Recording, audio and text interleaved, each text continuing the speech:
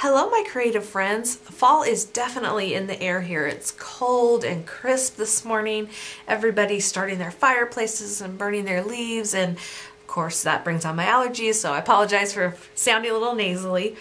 But it just puts me in a fall mood. I love it. I love everything about fall. So I made this card and I showed it to my older son and I said, "Can you tell what this is?" And he said, or he came up and said, "Ooh, cool pumpkin." And my husband said the same thing. "Oh, that's a neat pumpkin." My youngest son said, I said, "What is that?" And he said, "A tomato." So I had to rethink this a little bit, and I'll tell you how I made this if you want to do it just like this, the rounded pumpkin. And if you used red, it would look like a tomato. But I'm also going to show you how I changed it up to hopefully make it look even more like a pumpkin. So let's get started. First up, I need to bring out the big shot. To make your pumpkin shape, you're going to take the Holiday Ornaments framelets, and I'm going to use this one this time. For this card that was a little more rounded, I used this framelit, and you could use this and cut off the bottom, but I thought I would try it this time with a little more of a oval shape and see how it works. So what you're going to do is take your cardstock, and you can use any shade you want your pumpkin to be. This happens to be Calypso Coral, and on my original card it was Tangerine Tango. And you also need a piece of soft suede cardstock. You lay your framelit down, and it has these little, I don't know if you can even see it, ridges. And you want the ridges, those are what cut, you want those to face down. And then you take your scrap of soft suede,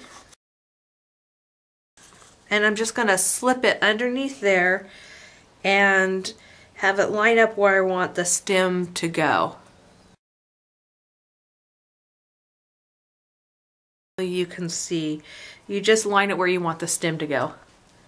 And then I like to take a post-it note or low tack painter's tape, and I stick it on there, making sure that it captures the framelit, the soft suede piece, and the orange cardstock underneath as well. I've got tab 2, a clear cutting plate, my paper, and the framelit, and then another clear cutting plate on top, and I'm just going to run that through. And you're going to want to run this through, I would say at least 3 to 5 times, depending on how full you want your pumpkin to be and how many layers you want inside.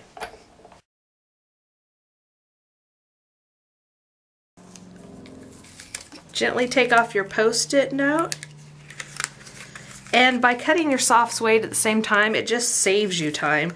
And by cutting it with the framelit, you're going to match up exactly. So like I said, run this through 3 to 5 times, more or less, however many you want. And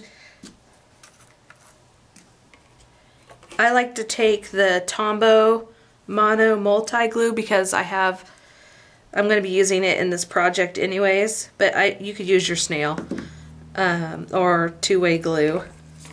I just put some glue on the back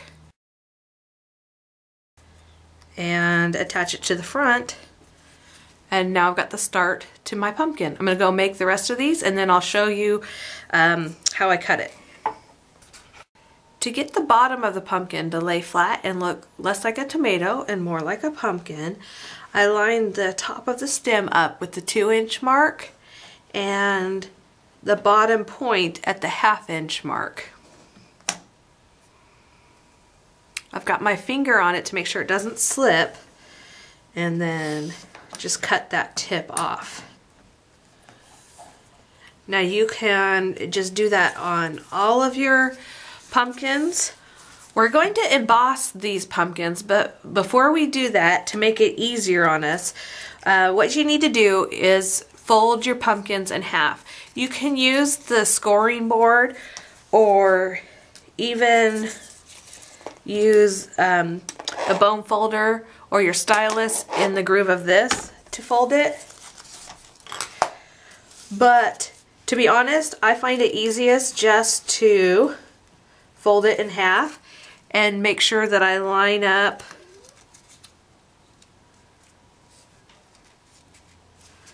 both sides. It may not be perfect, but you know what? Nature isn't perfect. So it will be close enough and it will still look lovely. Just make sure that you leave one pumpkin unfolded. This is going to be the base that you'll build the rest of them on. So no matter how many you do, just leave one flat. And you could do this card without adding these layers and have it just be more one-dimensional, and you wouldn't need to fold it. Just go to the next step and emboss. So let me bring the Big Shot out again.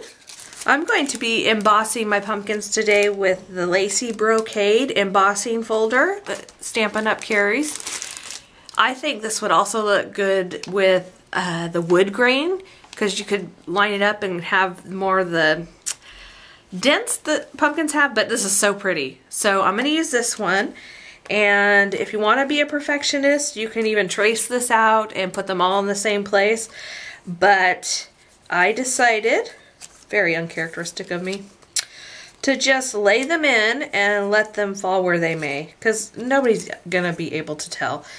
And you can fit 4 of these pumpkins in here like this. I think each Big Shot is different, but you do have this sandwich. You have a clear cutting plate, you've got the embossing folder with your shapes in there, and another clear plate. And for my Big Shot, it works best with no tabs. I think it's just really tight. You can do 1 tab. A lot of people, I mean, I think that's what Stampin' Up! Recommends, is 1 tab. So start with 1 tab and see if you get a good impression. With 1 tab, it's almost too much. It almost breaks the paper. So I just go with no tabs, just the platform, and run it through.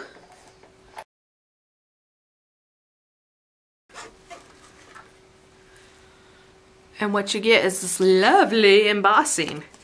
I just love this. And then it's hard to see after it's embossed, but it does have that crease line. So I'm just going to fold it again, try and line it up. And this time I finger press because you can flatten out your embossing if you use the bone folder. What I'm going to do now is take this Tombow Mono Multi Liquid Glue and put it on one side of the pumpkin, adhere it together, and add more adhesive, more glue on the next side, and adhere the next one, and again, you get the picture, and adhere the next one. So I'll speed this up and you can see me do it.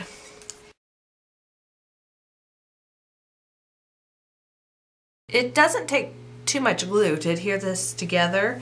I use the tip, after I get the glue kind of squeezed on, then I use the tip to spread it out.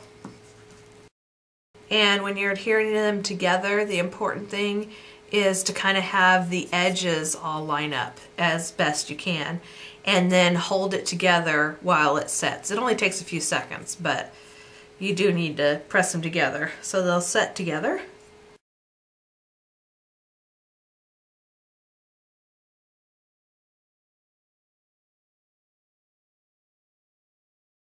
Okay, I embossed this bottom one, but on the first pumpkin that I made, I didn't emboss the 5th pumpkin. I just left it flat, and I think if you did it this way, you don't have to run this through the Big Shot once with that embossing folder. So you don't really need the texture here, but I did it. I think it'll work out fine, but I'm just saying you don't have to.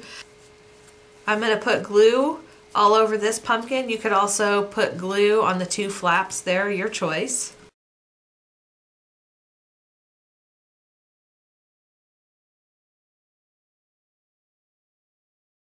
And your goal here is to get the edges as close to lined up as you can. And there's your 3D pumpkin. Isn't it cute? Now on the card, I wrapped some linen thread around here, and I did some curly cues, And at first I tried putting them into the top of the pumpkin, and I just found all it did was made it separate and kind of bulk up. So what I did was I attached these to the back side of the pumpkin. Now if you were gonna make a 3D pumpkin that would stand up and maybe use it as a place card for your fall festivities, you probably could fit some of those inside or wrap them around the stem. But if you want to do it like I did on this card, just put it back behind the pumpkin. Now to get the curlicues, I took Gumball Green. It's a great green for, it's a great green for the, what are those? The vines, I guess, that it grows on. I just took thin strips and cut them out. 2 or 3. And actually this is just lined up with this metal piece right here. And if you need to, you can use your bone folder and break up the fibers. But I found that was actually making mine separate, so I'm going to try it without breaking them up first. You just wrap the thin paper around the paper piercing tool, or what works even better is the stylus from the scoring board. I don't have that here right now, but if you use the stylus, you're not poking yourself with the point. Be very careful. And I leave just a little bit at the very end, straight, so that it can easily be glued to the back of the pumpkin. See how that works?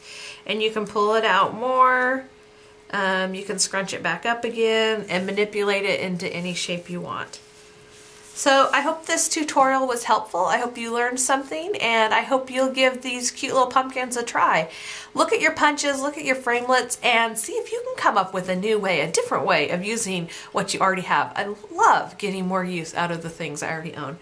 So thank you for joining me today. Hope you get some time in your day to get a little creative. Bye.